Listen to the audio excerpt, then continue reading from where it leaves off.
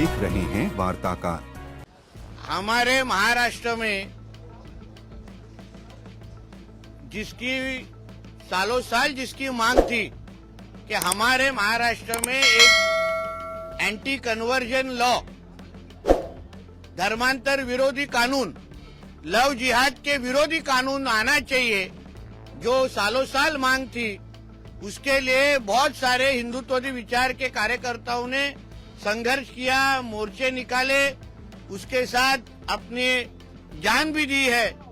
आज मैं अभिमान से कह सकता हूं, गर्व से कह सकता हूं कि हमारे देवाभाऊ के महाराष्ट्र में एक बहुत ही सक्षम ऐसा धर्मांतर विरोधी कायदा आज कैबिनेट ने पास किया।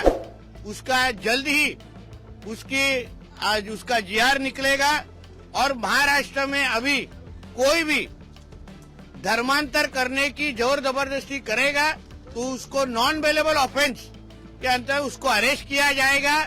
उसको उसके अलग अलग जो टेक्निकल पॉइंट्स है उसके बारे में जल्द ही आपको सबको मालूमात दिए जाएगी।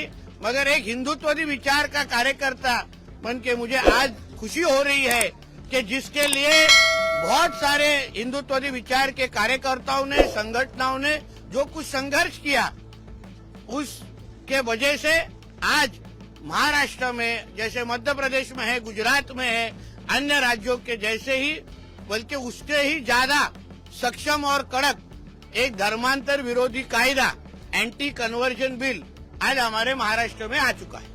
अजून बघावं लागेल असं मला वाटतं। एंटी कन्वर्जन लॉ लाने का प्रयास सरकार कर रही है, इस पर आपका क्या?